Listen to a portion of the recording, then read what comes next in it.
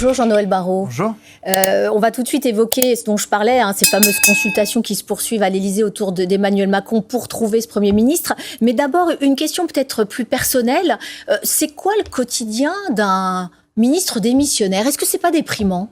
Vous savez, moi j'ai été élu député de la 2e circonscription des Yvelines, comme 16 de mes collègues du gouvernement, donc je m'apprête à faire ma rentrée à l'Assemblée. Donc vous dites quoi? C'est plus important en ce moment ce qui se passe à l'Assemblée ou ce qui va se passer à l'Assemblée que gérer un ministère? En fait, vous faites quoi de vos journées? C'est toujours très important ce qui se passe à l'Assemblée, d'autant que j'ai été élu par mes collègues président de la Commission des Affaires étrangères. Donc je prépare activement la rentrée de ma commission. Mais est-ce que vous allez tous les jours au bureau, comme diraient les enfants? J'y vais lorsque c'est nécessaire, lorsque les affaires courantes m'appellent à y venir et à y travailler. Mais comme je vous le disais, l'important pour moi aujourd'hui, c'est de préparer la rentrée de la Commission des Affaires étrangères. Et c'est en tant que président des affaires de la Commission des Affaires étrangères que vous allez aussi vous envoler en Serbie avec le président de la République cet après-midi. À la clé, il y aura un contrat de vente de 12 Rafales.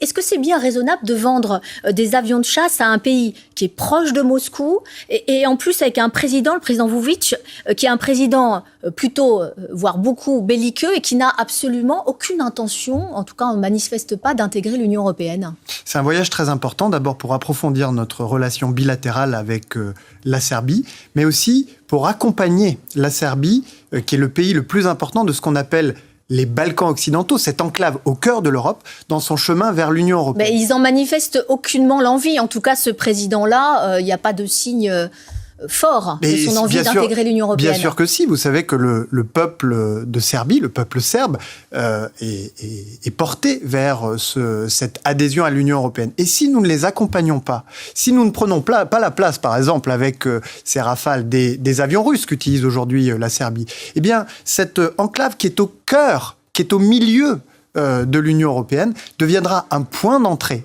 pour l'instabilité sur notre continent et un point d'entrée pour tous les régimes autoritaires de la Russie à la Chine.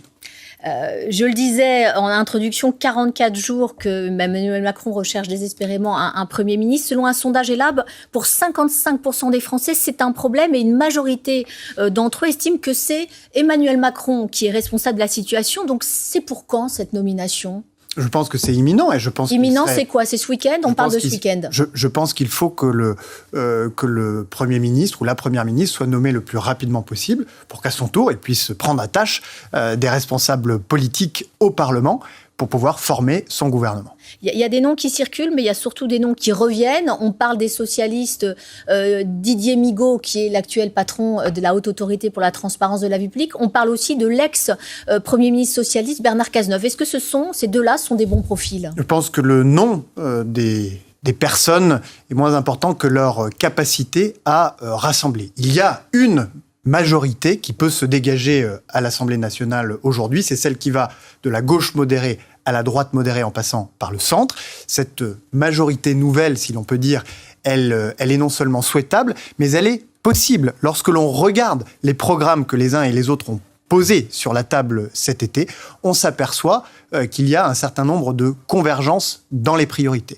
Donc moi, j'ai toute confiance dans l'esprit de responsabilité qui doit animer les responsables de ces forces politiques modérées, parce que, rappelons-nous, que le premier enseignement du scrutin du mois de juillet, c'est que 11 millions de nos compatriotes se sont portés sur le Rassemblement national et qu'ils attendent des réponses. Ce que je décrypte, tout ce que je comprends de ce que vous me dites, c'est en clair, vous dites, oui, les profils de sociodémocrates tels Didier Migaud ou Bernard Cazeneuve sont plutôt les profils recherchés par le président de la République.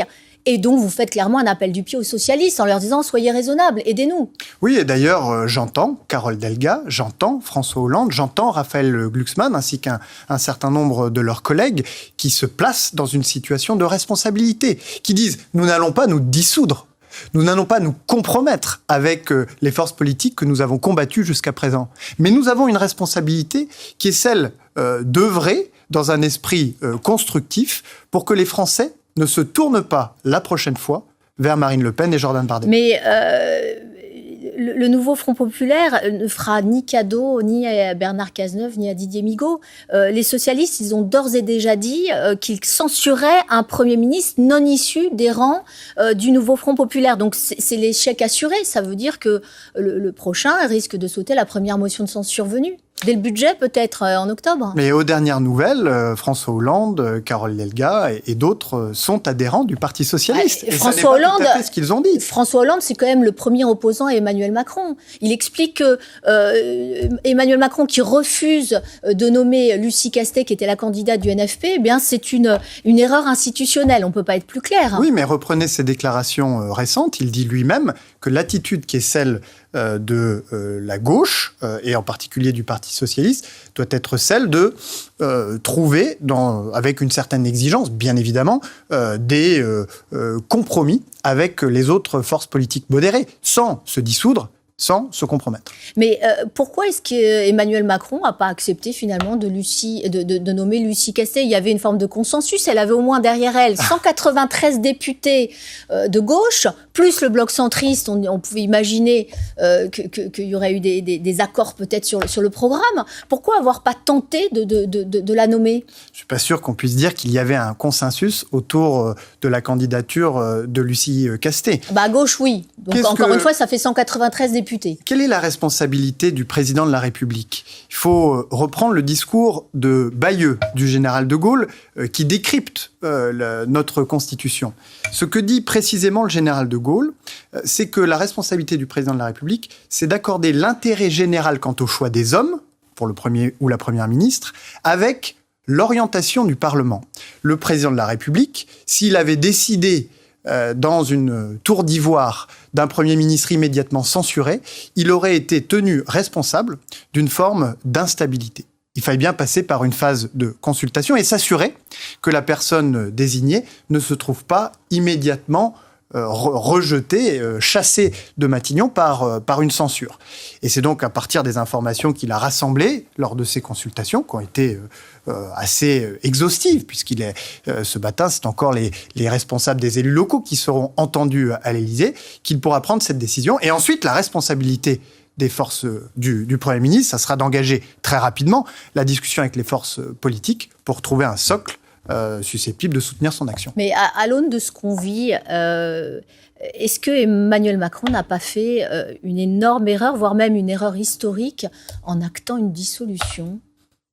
Vous savez, c'est une vous décision êtes content, qui lui... vous, de cette dissolution ? C'est une décision qui lui appartenait et qui n'est pas venue de nulle part.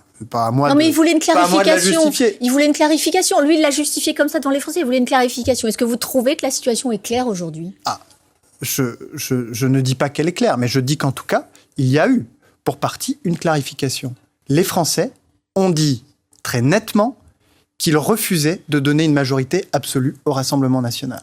C'était l'une des questions qui était posée lors de ce scrutin. Et ils ont désavoué aussi Emmanuel Macron, au passage. Mais rappelez-vous que cette dissolution a été décidée juste dans la foulée d'élections européennes qui avaient donné un score historique au Rassemblement national. Mais si les Français ont dit leur refus de donner la majorité absolue au Rassemblement national, ils ont implicitement confié aux autres forces politiques la responsabilité de se comporter d'une manière qui leur permette de trouver des réponses à leurs problèmes sur l'accès aux services publics, sur le sentiment de dépossession, d'abandon et d'injustice, sur tout simplement les attentes très concrètes du quotidien en matière de sécurité, de pouvoir d'achat ou de logement. Sur les futurs alliés, donc vous comptez effectivement sur... on va dire les socialistes raisonnables ou constructifs. Est-ce que vous pensez que la droite, Laurent Wauquiez en l'occurrence, ce sont des alliés qui peuvent être fiables, en tout cas plus fiables que ce qu'on a vu dans la première partie du quinquennat ? Vous savez, c'est pour la France une première que de se trouver dans une situation où il n'y a pas de majorité qui se dégage clairement à l'Assemblée nationale. Quand on regarde ce qui s'est passé dans les pays européens autour de nous... Oui, mais vous savez bien qu'on n'a pas du tout cette culture-là. Non, mais ce que l'on constate, c'est que lorsque des formations politiques, comme ça a été le cas en Espagne avec Ciudadanos, ont refusé de composer pour assurer à leur pays une forme de stabilité, pour que le gouvernement puisse gouverner, eh bien, ce sont ces forces politiques qui ont été lourdement sanctionnées lors des scrutins suivants. Et donc j'appelle les dirigeants des formations politiques de la droite à la gauche modérée à garder cet exemple en tête et à se placer dans des dispositions d'esprit constructives et de coopération. Bien, votre appel est passé. Merci beaucoup, Jean-Noël Barrot. Bonne journée à vous.